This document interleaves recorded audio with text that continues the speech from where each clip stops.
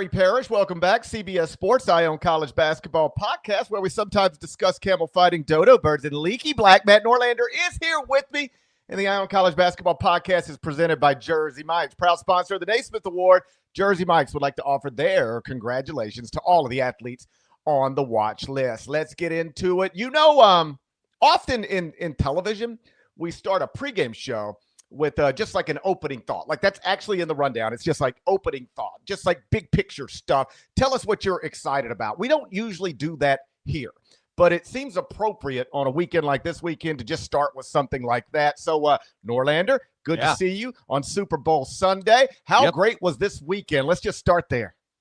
Well, for everyone that gets to this after the Super Bowl, how about that Super Bowl, by the way? How about that? How about that game Sunday night, huh, GP? That was one heck of a game. For anyone dialing in live, we appreciate you. We're trying to get this going before Super Bowl gets revved up. And this was an awesome weekend for college basketball.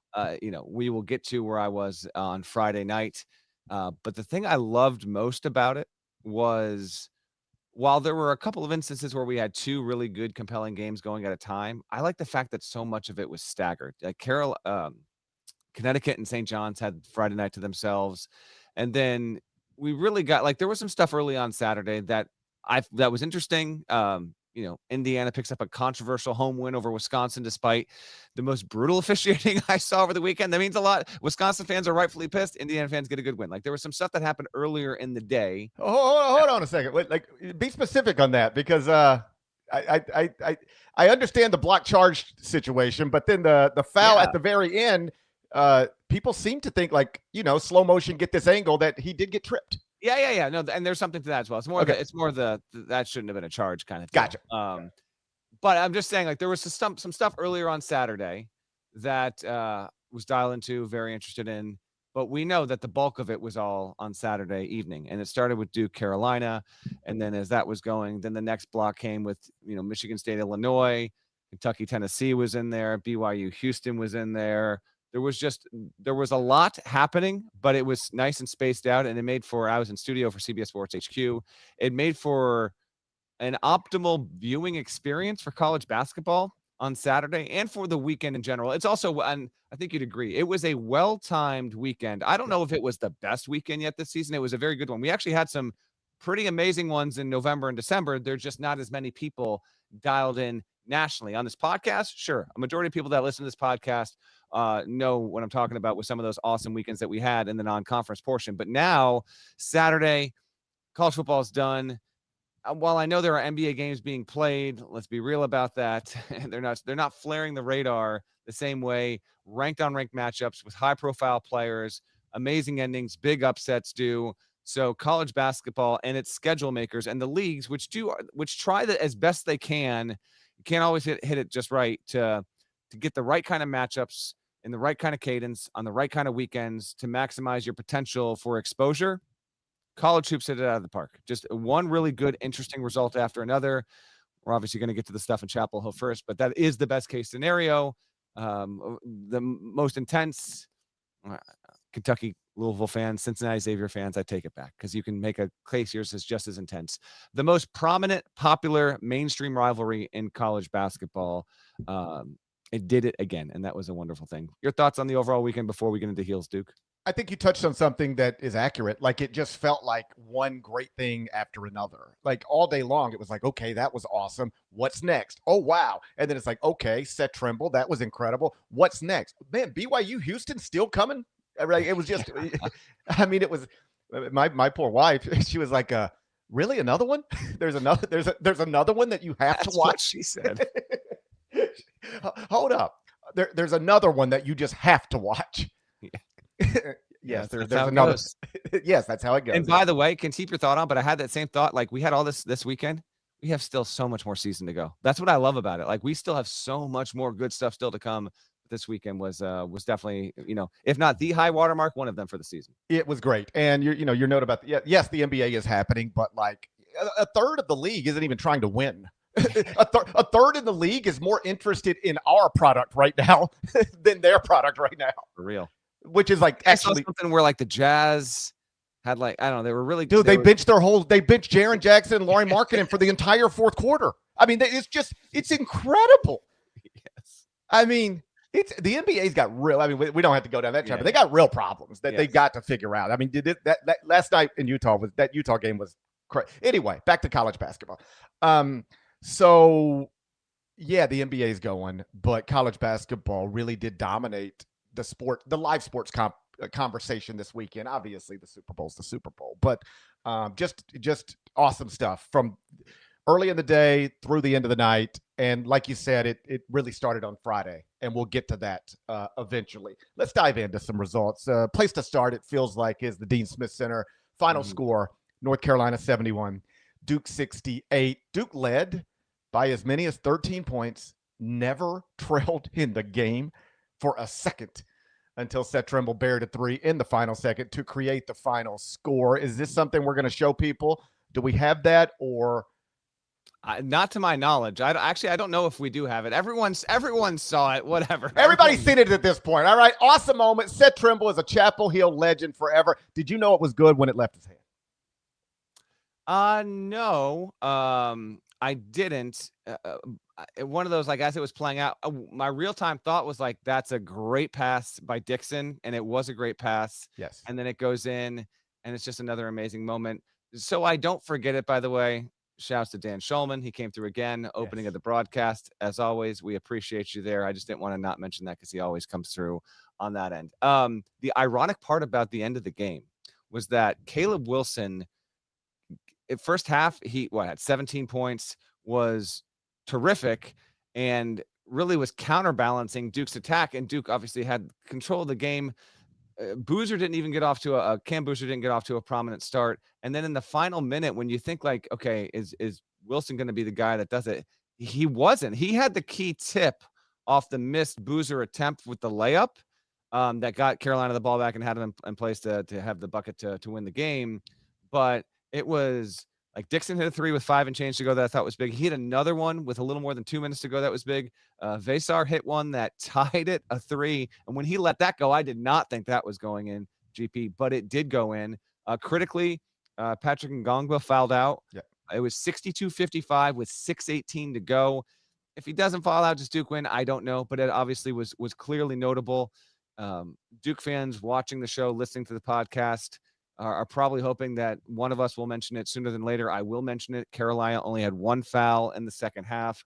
I don't think that Vesar fouled Boozer on the play near the end of the game. I thought he was mostly vertical, and it was a really good attack by Boozer. It was a good defensive play. Sometimes it doesn't go in.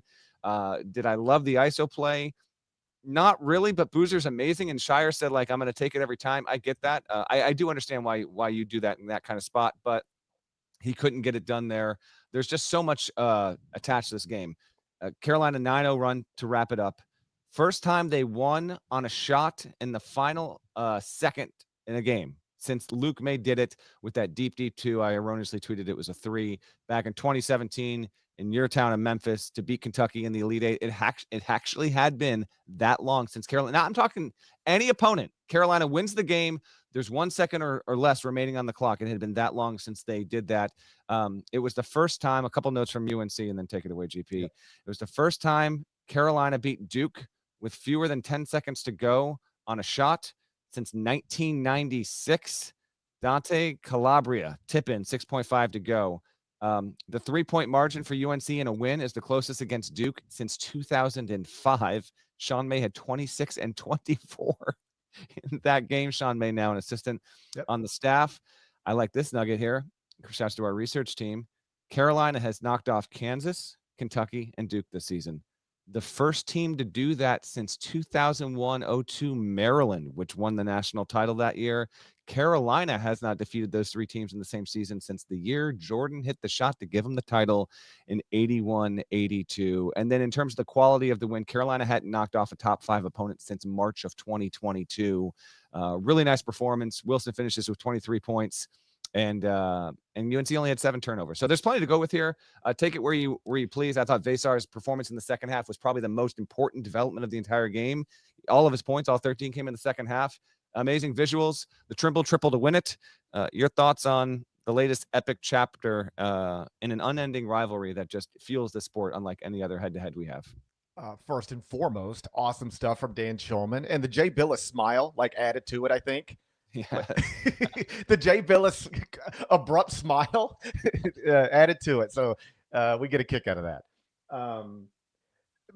Caleb Wilson was awesome, especially in the first half. And we had talked about that on Friday. You brought it up. Like, man, the conversation is so much about DeBonsa and Boozer and Peterson. And like Caleb Wilson is going to be picked right around them, but he just hasn't been a part of that conversation too much. At least when I get roped into those conversations with other people. In other words, I go on CBS Sports HQ and they want to talk to me about Darren Peterson and they bring up Cameron Boozer and they bring up AJ DeBonsa. But I don't know the last time anybody asked me about Caleb Wilson. And we were like, if he goes big, this is the stage that, and then he, I think, had 15 points at the half. He was great. Then, of course, the game is the game. It feels like Duke is in control because they were. But then, Carolina comes back, gets it close, and then the final play, or the play that leads to the final shot, the Seth Trimble 3, I thought Dixon got too deep and he was stuck. I thought he was just stuck. And he draws two defenders. If you pause it, he's got three defenders around him in the paint. I think the pass is better than the shot. That's 100%. The pass is better. 100%. That's like in my notes.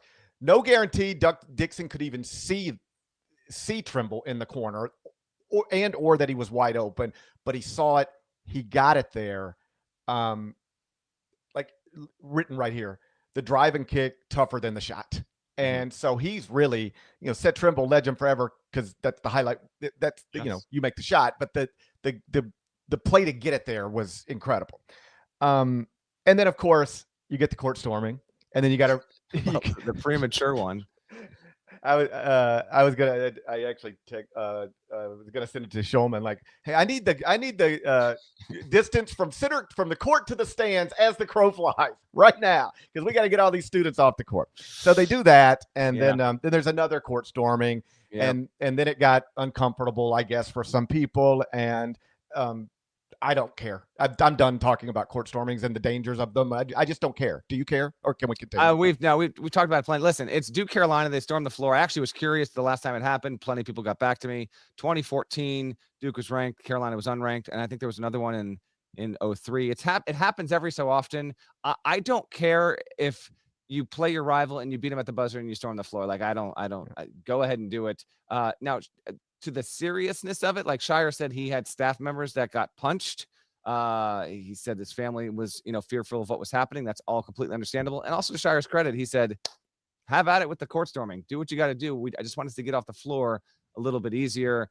I completely understand that. And at the same time, and this doesn't absolve it, I know Carolina had the ball with the chance to win it, but the tempo, the way the game just kind of cooked, that shot going in the way it did, off the way that play materialized, did have a certain level of spontaneity to a GP, where that court storm felt like an old school inspired court storm, where it's like, oh my God, let's just everyone evacuate right now. So remains to be seen if the ACC will do anything about it.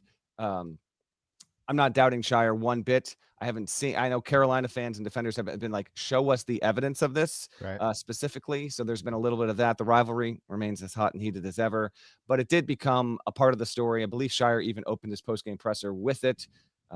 Duke, of course, is on the receiving end of more court storms than any school. It doesn't lose a ton. And when it does, not in their home building, it's not a neutral site in an NBA arena in November, chances are if they're going to storm the floor on you. So no, not too much more on that, honestly. If we can avoid that as much as possible. I would just say, because I don't want to sound like I'm dismissive of it. But I know you're talking about the general conversation as opposed to what Shire was saying happened. Longtime listeners will know, maybe new listeners would not. My opinion on court storming has been documented for more than a decade. Like, I've written about it, I've talked about it. My opinion has not changed, but I also am, smart enough to understand people don't care. Like, fans don't want to hear, a nearly 50-year-old bald guy talk about, I don't think people should be storming courts because it's dangerous. Nobody wants to hear it. Nobody cares. So one day something bad will happen again, because something bad has already happened. and then it'll happen again. It'll be on big stage, and they'll text me to come on CBS Sports HQ and talk about it, and I'll be happy to talk about it then. But like, I have not been able to convince anybody that we should do something about court stormings in all the words that I've said and typed over the years. So just, keep storming whenever you want to, and I'll keep my fingers crossed for you. Kyle Filipowski almost died in one of these a few years ago, so Duke's been through this before. And so then you get it. I don't know. Like, it felt like they must have had a gap between games and couldn't go back to studio or something, because the post game live from the Dean Smith Center lasted a long time. And you had Roy Williams. That was awesome. That was great. Just the best. Like, Roy's the best. And then I thought this was just, maybe I thought it was cool just because it's unusual, but like the Seth Trimble post game interview happens in the tunnel almost, as opposed to on the court. So I'm in studio. Yeah. This ends. We've got to get ready to go live. I have to go back and watch that. I still haven't seen that. What I loved, a shot of Roy on the pod here on the YouTube stream. I loved that Trimble hit the shot. I love everything that Hubert Davis said afterward. And I'm going to massively paraphrase here, but he basically said that was the guy that deserved to hit that shot. I'm so happy for him. Trimble, not a portal guy, the only guy on the floor that had experience for Carolina in this rivalry. Ball is in his hands. And that's a genuinely amazing moment. It would have been great if Wilson did it, or if Boozer hit the winner. No matter what, you hit the winning shot in this rivalry, it's incredible. But specifically in Chapel Hill, in that building, a lot of alumni on hand, and it is Trimble that gets the ball, gets the opportunity, gets the shot. I thought that was really, really cool, and I loved what Hubert Davis had to say afterward. I did not get to see his post-game interview. I will seek that out before the weekend's done, though, GP. It was really good. It was just it was something about the lighting of it. It was darker than, it just didn't look like your typical post-game interview, and it just sort of added to this is awesome. I think I tweeted just everything about the past 2 hours of me watching this. This is perfect college basketball. Just everything about it was just perfect college basketball. So just tremendous stuff, and huge win for Hubert, huge shot for Seth, and Duke will be fine. I dropped him, I think, to 4th in the top 25 and 1. But if I were still doing number 1 seeds today, Duke would still be a number 1 seed for me. Anything else here? You ready to move on? We can move on. There's a lot to get to here, and obviously we know folks watching live, and you and I both got Super Bowl stuff, so we can keep it moving. I'll just say Duke had won 20 straight games in conference play. That was the longest conference streak in D1. That's over. Carolina still 14-0 at home this season. Obviously did real wonders for its tournament resume, just in terms of, you know what it is, seed line bump. We can get to the next game. Next up, let's start the weekend whip around. We'll do it in the Big Ten. We got an overtime thriller at the Breslin Center. We'll dive into that next. First, though, a word from our partners. When you need your sports news all the time, we've got breaking news to bring to you. CBS Sports HQ gives you a snapshot of all the sports that matter to you. When you need your sports in a snap, find it on CBS Sports HQ, streaming free anywhere you are. Final score, Michigan State 85, Illinois 82. It was in overtime. Jeremy Fears, 26 points, 15 assists. Possibly a trip. Did he trip again, Norlander? Did he trip again? Okay. Well, how about we address this for no more than 38 seconds and then move on? Okay. Honestly, that genuinely to me felt bang bang, but this is exactly what we talked about on the last show. When you have multiple incidents that are not bang bang, that show clear intention with ill intent, and you are not now not in the aftermath of this. It's not like we've had this massive review of his entire life, but in the moment, yes. And you've Jeremy Fears Jr. is building armies on both sides for him. Michigan State fans are ready to go to war for this dude, and any little thing that happens on the court, you've got a vocal contingent now of people saying this is the dirtiest player in college basketball. I happen to think it was genuinely not intentional. That's just me. I can't read into the guy's mind, but you do the other stuff, you make way for this. That's exactly right. I can't tell, and I can't get into his head. It's quick. I mean, it's like that. I see what everybody, if you are somebody who sees the worst of it, I see what you're seeing. I can't be that definitive with it. But when you have the reputation, I mean, go back to Friday's pod. I said this exactly. Now everybody's looking at everything, hyper focused on it, and anything like You can do something in your next game that would not have been noticed 11 games ago, but it will go viral in your next game. And there it was. So it happened. The officials looked at it. We all moved on. And then and then he became a first-team All-American. I mean, Jesus Lord, 26 points, 15 assists. And his post-game interview, I thought was, I'm not going to spend the whole podcast talking about post-game Again, this interviews. is another one that I couldn't listen to because I had to go up on HQ, but apparently he had a really good post-game. He was good. He was good. He just more or less said, he was asked specifically about everything he's been going through and how he's dealt with it. Because it can't be fun when you're a young man and you feel like the whole world in your phone is coming down on you. And I mean, we've heard coaches tell us they had to delete social media off of their phones because it becomes too overwhelming for them. And so I imagine Jeremy Fears was going through that a little bit, right? Every time you open your phone, it's not great things about you. And often people just don't tell the truth in that situation. They act like they don't care, or it was nothing, or I don't pay attention to it. And I prefer people who tell the truth. And he seemed like he was telling the truth because he was asked, what's it been like? You know what he said? He said, it's been rough.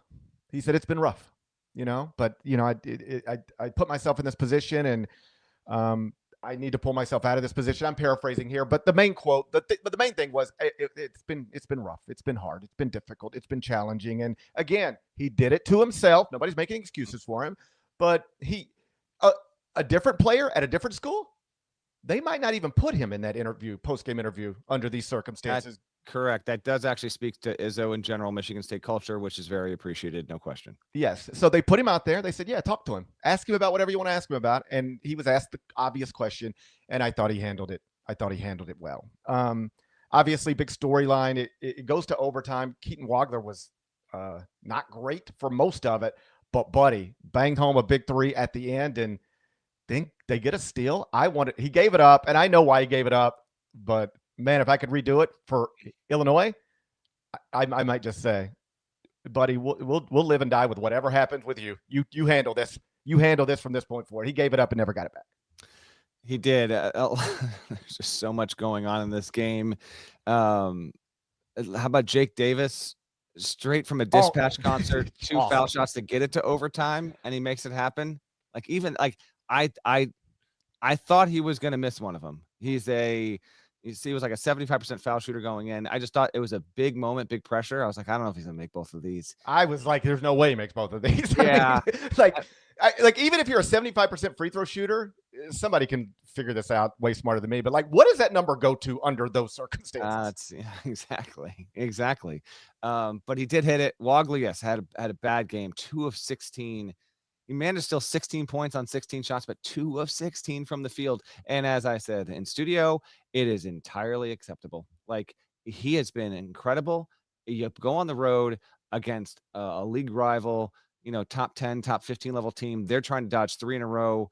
They've got really, maybe the best true point guard in the sport. As an aside here, Fears is now 9.1 dimes a game. Braden Smith, Purdue had zero business being in a close game with Oregon, but it was, and it won, and Smith did not have a good game. He is now second in assists per game.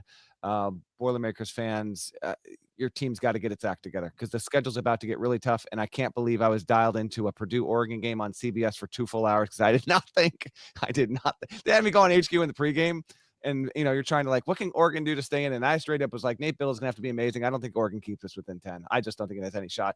Of course. That's exactly what happens, and Oregon almost steals it. Anyway, I am truly digressing here. Fears was incredible, and for Wagler to have a stinker of a game, whatever. He's a freshman. He's got more on his shoulders than he could have possibly expected. Boswell not playing in this game I thought was huge because if Boswell plays in the game, Fears was picking them apart. Dude, he was getting wherever he wanted. He was Neo in the Matrix, man. He knew what he had to do on every single possession. Maestro level stuff from Fears. He is averaging, how about this one? In the past 5 games, 22.5 points, 11.8 assists. Only 2 guys in the past 20 years have done that in a 5-game span, no matter the span. Trae Young and John Morant. Now Jeremy Fears Jr. has done it. Incredible. Tied for third most assists in a game in Michigan State history with 15 giveaways. Sparty has now beaten Illinois 4 times in a row for the first time since 2010. They needed it. Like Illinois, the loss barely affects your resume in general. Like it's one more loss, and I get all that, but for the game was way, way, way more significant for Michigan State in the context of what had been happening as of late. Everything attached to Fears.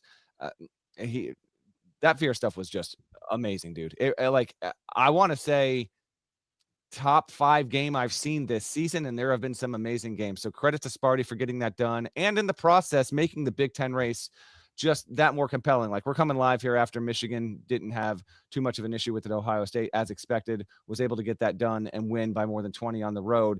But below Michigan, you've got Illinois with 2 losses, Nebraska with 2 losses. Michigan State now has 3. Purdue has 3.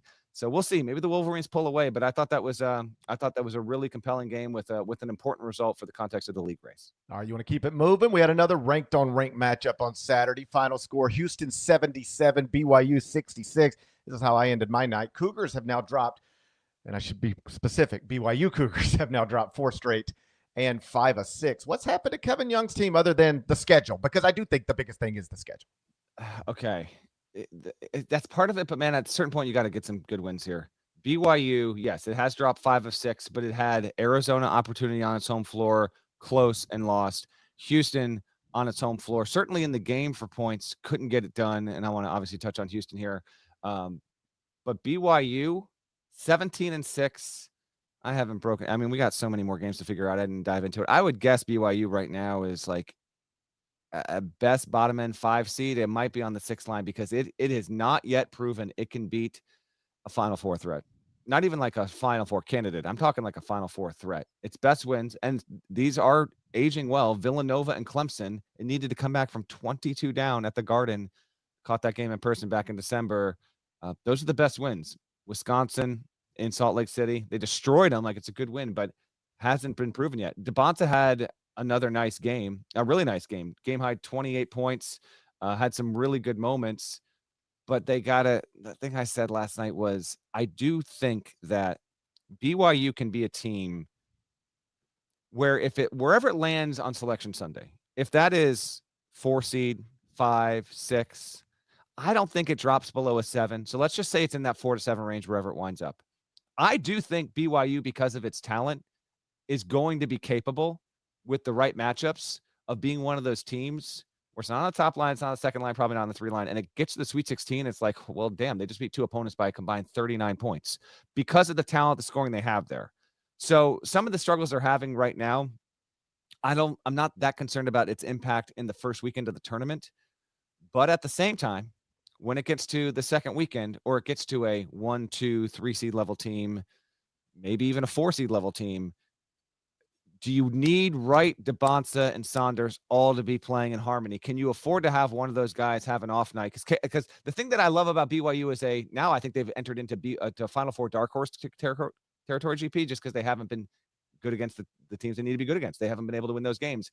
They need those 3, and then Keita as a defensive presence. Like, I still love Keita's overall energy on the court. I thought Houston would win the game. I picked them to win the game. I thought it would be a little bit more competitive. And the biggest reason why it wasn't was because of what Houston did. But I'll throw it back to you on BYU before we dive in and give credit to the team that went on the road and won yet again. Well, Kevin mentioned the front court debacle after the game. And I don't know who asked the question, but it was something along the lines of, obviously Houston's Houston and they're tough. And, it was like, hey, what are you going to do? That's the Houston Cougars. They're really tough.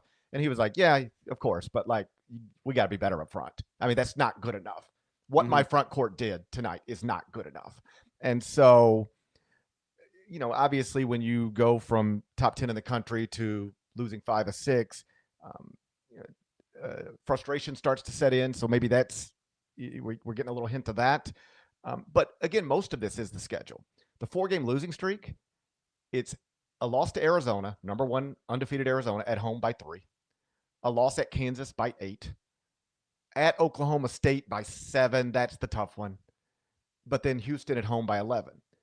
Most even good teams would go 1-3 in that stretch. So 0-4 isn't too far off, but it still's not good. At some point, like you said, you got to win a game. In this 4-game stretch, they're 0-4 and 68th in the country at Torvik in that stretch that puts them 6 spots behind Stephen F. Austin, 4 spots behind Grand Canyon. So yes, the record looks the way it is because of the schedule they've been asked to play recently, but they're still not performing well, even in defeat, if that makes sense. Yeah, it does. Now, as for Houston, I mean, just vintage. The way that this team plays, like, it's got to make some of these coaches just go home and want to break furniture. The offensive rebounding prowess. There were multiple instances in the second half of this game when it was still in striking distance, when a shot went up for Houston and BYU had like 2, if not 3 guys around the rim, and there was one Cougar, and the freaking Cougar grabbed it. It was just, and Khalifa Sacco had a couple of extremely important rebounds when they actually happened in the context of that game, in addition to Chris Nack, who played well. Obviously, Fleming's, he's just silky smooth. Like, he had 19, 5, and 5 in this game, and that's not a stat line that's going to pop to you. If you watched the game, he was the dude that was deciding how this thing was going to end. He's just unflappable. He didn't have a perfect game, but he was, dude, it's just crazy how reliable he is. Like, we go back to the start of the season and we're thinking Uzan's going to be the guy that was doing what Flemings was doing last night. No, and Uzan's a nice player. Sharp. I still think Sharp's got a big moment of redemption coming for him at some point this season, after obviously what happened in the national title game. But it's Flemings the whole way. They're 21-2 right now. Houston is, and I don't know if I don't really care, frankly, because we have so much time to go. But given the losses for Duke and Connecticut over the weekend, maybe Houston's got viability on the one line after getting a road win here. That's our poll right now. Which team impressed you most with the win? And was it Carolina at home over Duke? Was it St. John's at home over UConn? Was it Michigan State at home or Illinois or BYU or Houston doing it on the road to BYU? I thought it was just vintage Houston stuff. Mighty impressive. They have one loss since late December. They're going to take another, but you need to stab them and make sure they are dead, man. They it's just same story after another, GP. I didn't know we were going to turn to stabbing on the podcast. I'm speaking metaphorically, of course. Okay. Yeah, Houston's awesome. You mentioned the offensive rebounding. They recruit that, they coach it, they prioritize it. I love the programs that every year, regardless of the roster, there's very specific things you can look at and you just know they're going to be there. Like, this team never turns the ball over, regardless of who's playing for them. They just do not turn the ball over. This team, regardless of who's playing for them, they kill you on the offensive glass. It's just like if you walk into somebody's house and they got 3 kids, and every day from the day these kids were born, it was like, hey, every morning when we wake up, the first thing we do is we make our bed. That's just, we don't do anything till we make our bed. Then you got a house full of bed makers all day, for the rest of their lives. Oh, here at my house, nobody makes anything, and so you get no structure. So it's just what you prioritize, and that's something they prioritize at Houston. As for Flemings. Was it Franny? Was Franny on the game? He was, yes. Okay. Him and Boog, yep. Yeah, okay. And here's this stood out to me. You want to know how awesome Kingston Flemings is? Forget the box score. How many times did he make Franny go, oh wow, ooh, like just make those type, like there were. He makes a guy who watches basketball for a living go, ooh. Yeah. Oh, like he gets to places normal people don't get. He does it in ways you can see it with him. And yeah, he's going to be a top 10 pick. Obviously, I'm at the point. Yeah. If that dude is on the board at 6, something has gone terribly wrong. I don't know if I can be shifted. And we have such a deep class. He's got no business falling past 5. And I'm pretty sure I can be talked into 3 by the time we get to mid-March. There is nothing anybody could say that I would go, that's crazy. I mean, I think I know who goes 1, and I think I know who goes 2. But if somebody tried to make a compelling case for it, you just can't pass on Kingston Flemings. I'd at least listen to it. I'd at least have to. I wouldn't dismiss it out of hand. He's special, and Houston's special. And I've said it a million times. Like if I had to I get one dart to throw at the board for a national champion, I would take the Houston dart and throw it. That's where I'm at. Dart I had at the start of the season. Who'd you have at the start of the season? Oh, I'm about to talk to you about that. I'm about to talk to you about that. You know what? Let's back up. let's back up to Friday night. You know what? Josh, give me a word from our partner. I want to get pumped up for this. I want to get properly pumped up for this. I need to take a breath. Video. This isn't just combat. It's cinema.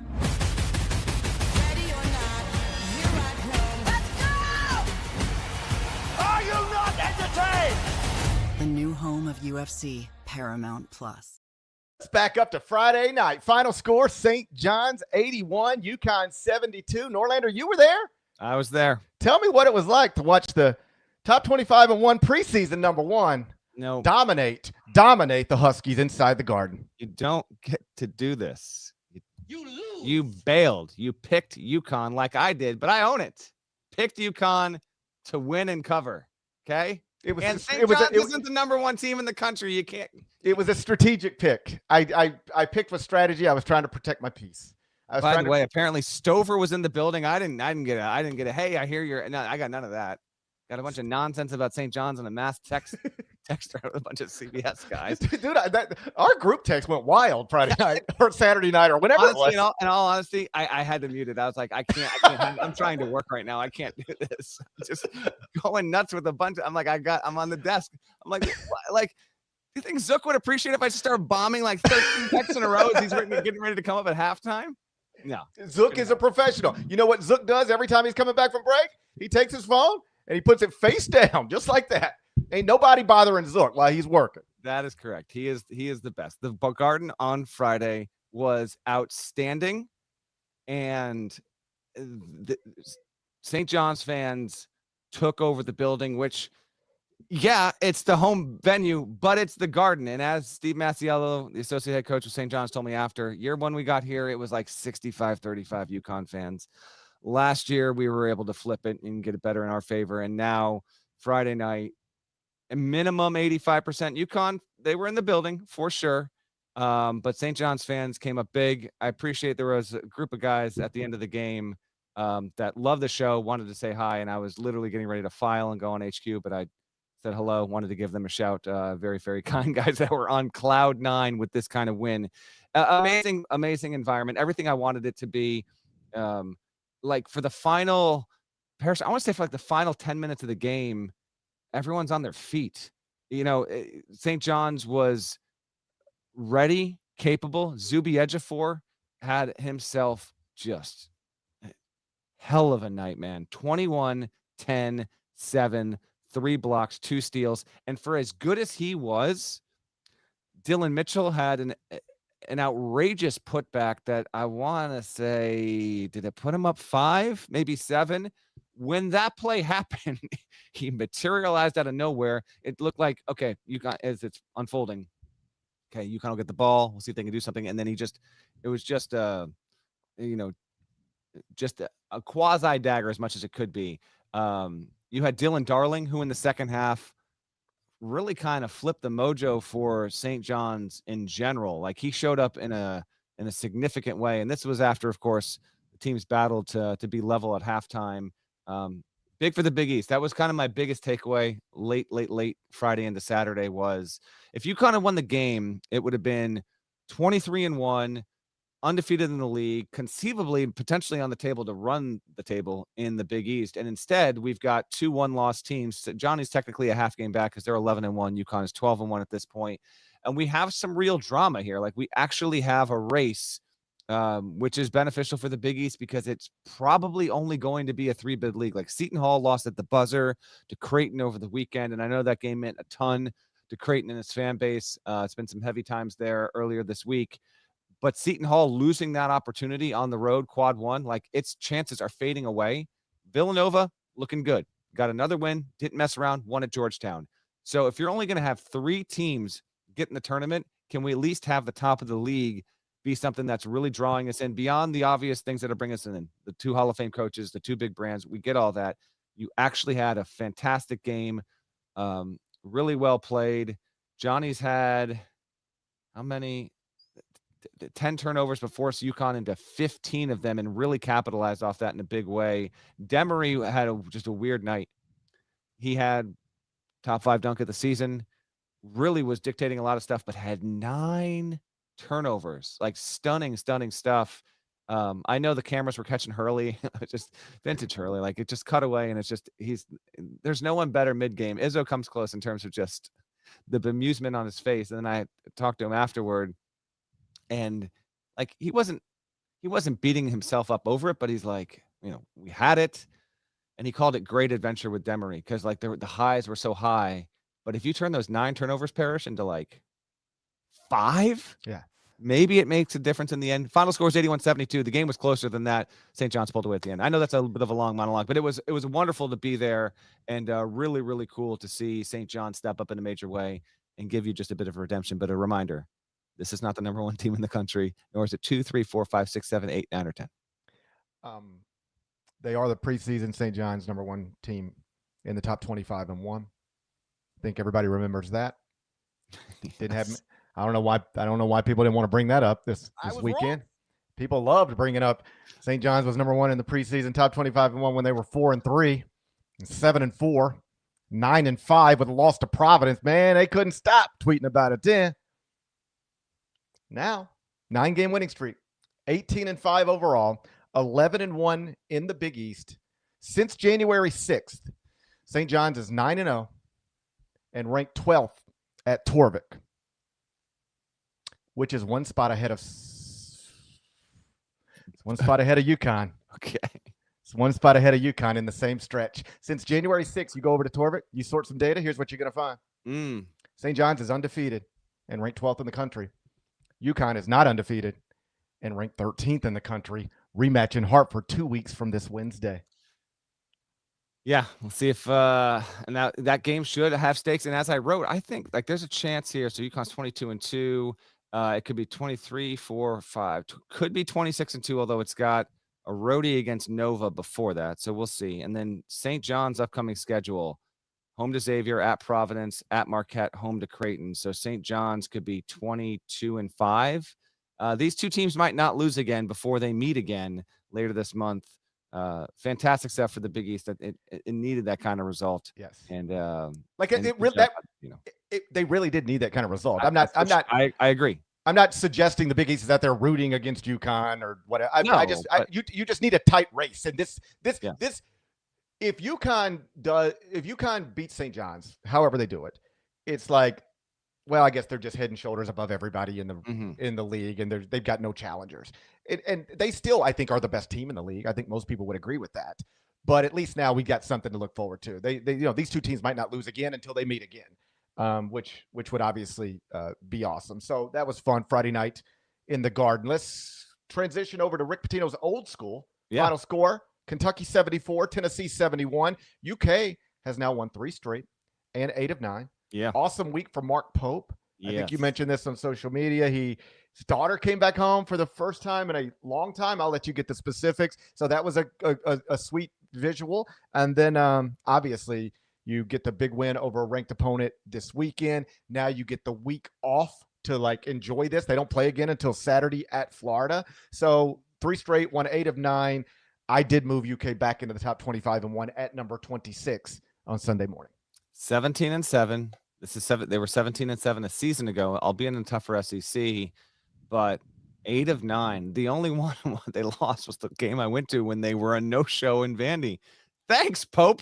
We couldn't have mixed in like a 5-7 point margin there. It was 80-55. They have been wonderful as of late. And yeah, so Pope's, I believe, youngest daughter went on a mission, was away for 18 months in El Salvador. So we actually had a little bit of an adorable moment after the win against Oklahoma on Wednesday. I don't know how long he was there for the press conference.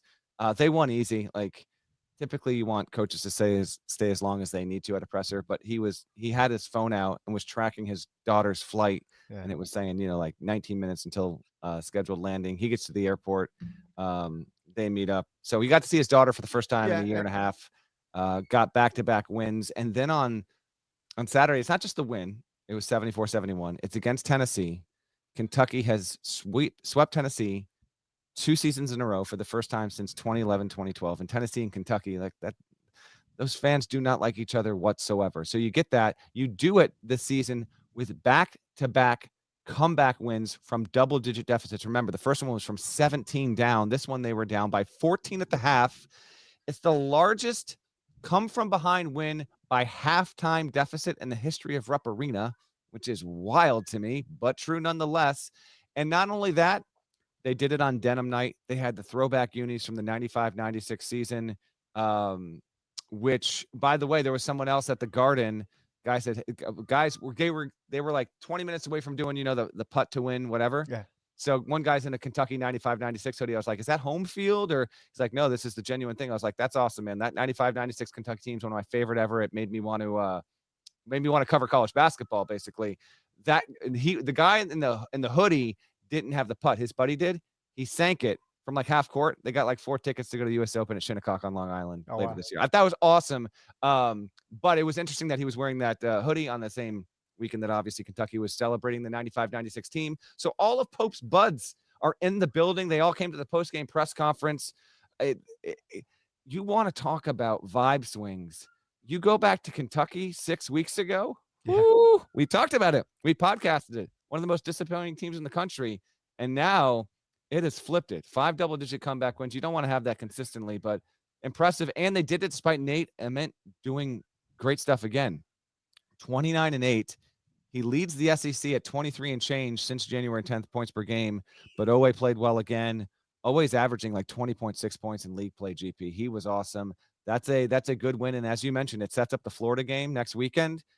That will be for first place because, oh, by the way, and admittedly, it was very busy. I had eyes on it, but it was a blowout. I missed the start of it because of the end of Michigan State, Illinois, but like A&M started like 1 of 27 at home from the field against Florida. It loses 86-67. Okay. So congrats to the Gators. That got them in command of first place and sets up next weekend maybe the biggest matchup of the weekend. I haven't looked at the full schedule, but with Florida and Kentucky squaring off with first place in the SEC on the line again. Really, really good stuff for the Wildcats. Kentucky back shorthanded, and they're actually playing better, which is the biggest surprise of all. They got all these injuries, but the depth has come through majorly, and I was really, really impressed with what they did. On the Mark Pope leaving the press conference early or quickly, like as a journalist, or at least I think I was a journalist once. I don't know if I still am, but I was. You still are. All right, I was once upon a time. I got stuff to prove it to you. I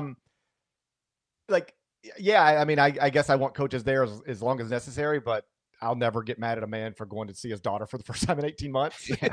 And if you are a journalist who does. Not to suggest there were any that were. Okay. I'm sure there might have been one out there that was like, come on, dude. It's okay.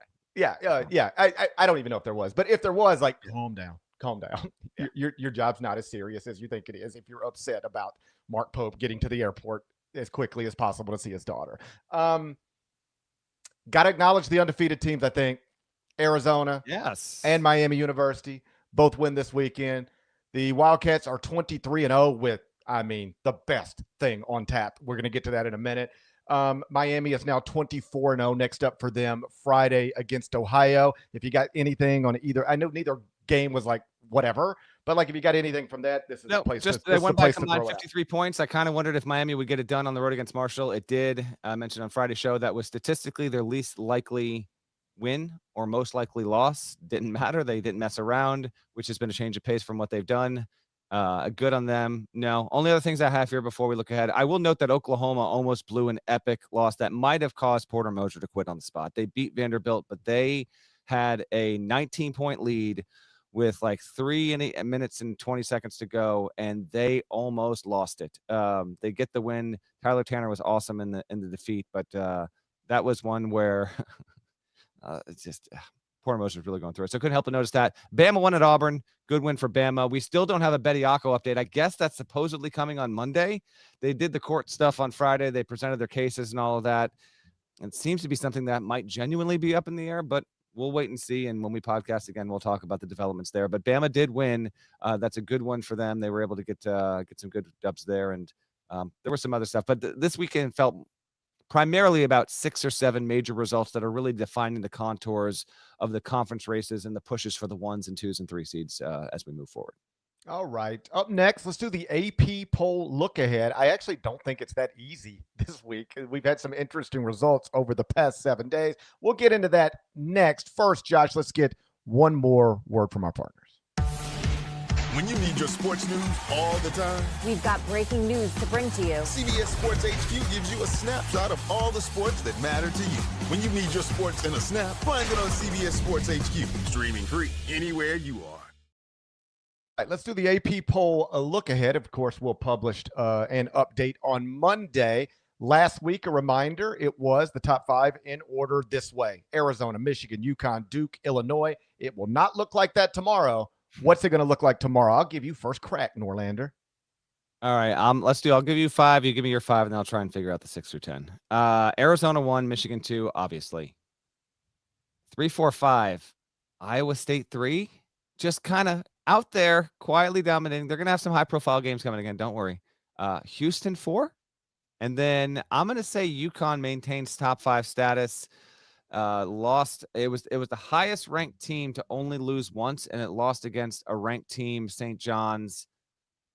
You could make the case that maybe Duke is going to be 5 because it was a closer margin against Carolina, which had a higher ranking. But I go Zona, Michigan, Iowa State, Houston, UConn. What do you say? I think that's right. And with the only possible difference, maybe not the only possible difference, it could, who knows? AP voters are wild sometimes. But obviously, Arizona, Michigan, that's easy. I do think Iowa State moves up to number 3. They were 7th last week, but they were the highest ranked team outside of Arizona, Michigan not to lose. So I think Iowa State goes up to 3rd. Houston, I think, goes up to 4 at 21-2. And then it's either UConn or Duke. And I think it probably is UConn at 5, Duke at 6. But you could do that in either order, and I wouldn't be mad at it. If you're interested in the top 25-1, because what I would predict is different than what I actually have in the top 25-1. As of this morning, it's Arizona 1, Michigan 2. I've got UConn at 3, Duke at 4, Iowa State at 5, Houston at 6, Nebraska at 7, Illinois at 8, Gonzaga at 9, and Kansas at 10. 3, 4, and 5 losing on Friday and Saturday marked the first time since not that long ago, December 3rd and 4th of 2024, that we had at least 3 top 5 teams lose in a 2-day span.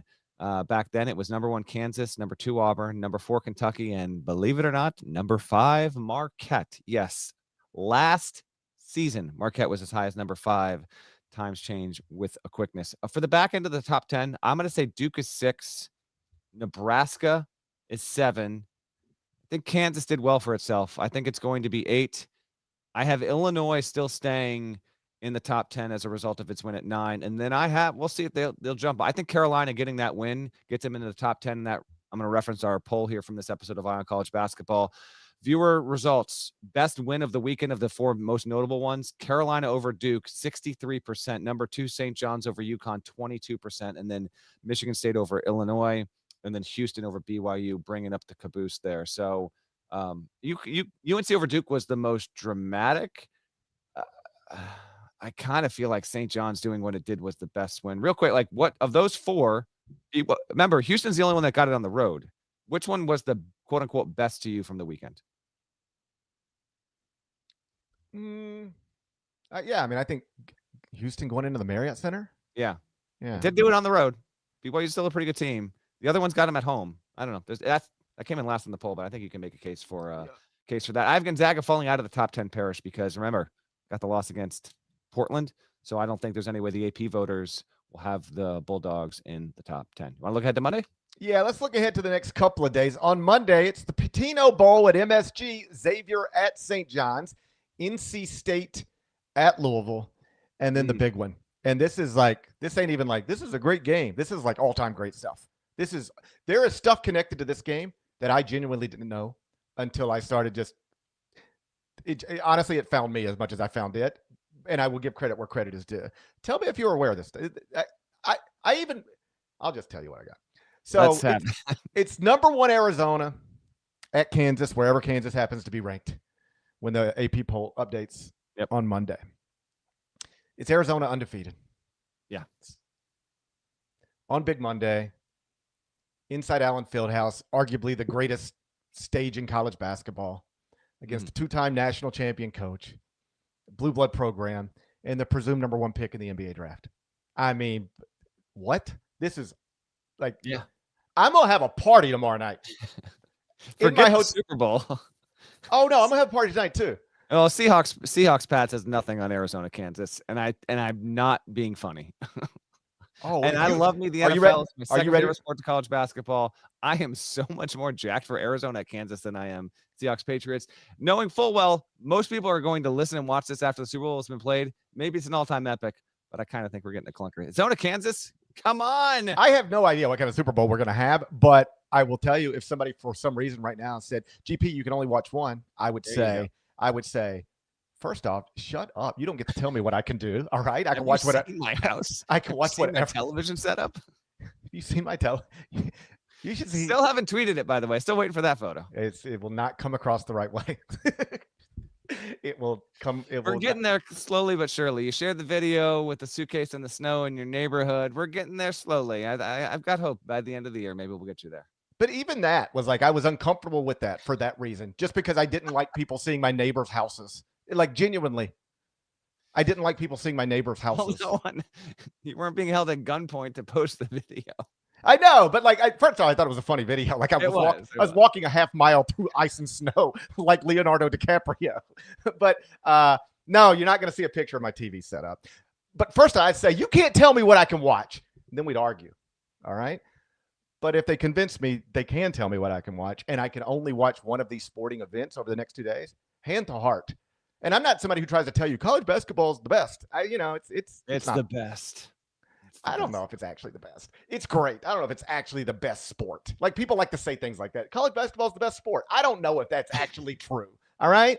But this is true. Hand to heart. I'm being honest with you. If you told me right now I could only watch one of these games, I'd say, you're not in charge of telling me what I can watch. But then I'd reconsider. I'd calm down.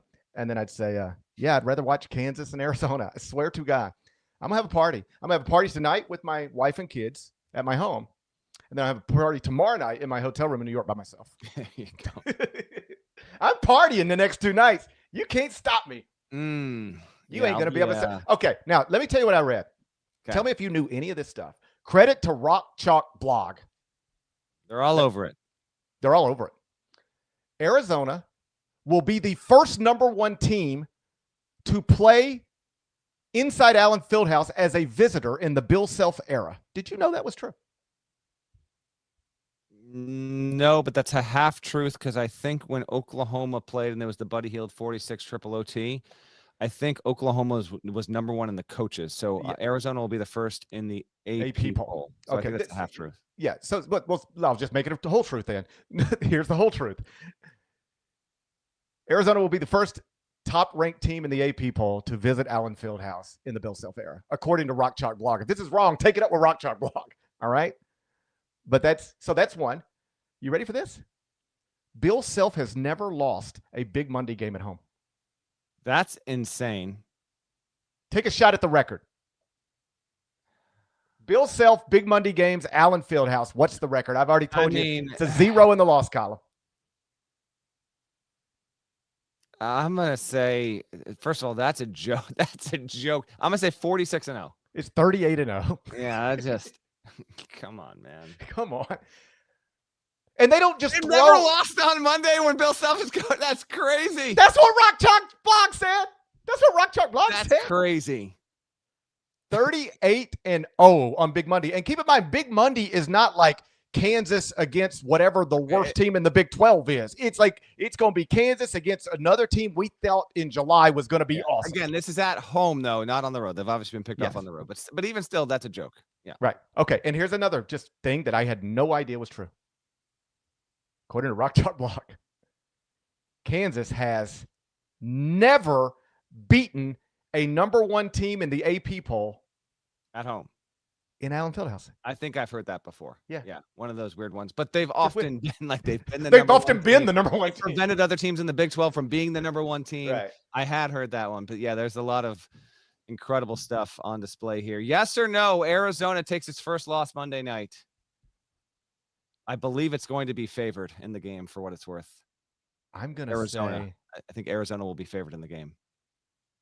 I mean, you're talking to a building truster. Yeah, then I think we have our answer. But Arizona is beating people's brains in. I mean, Oklahoma State's not bad. And they beat them by 50,000.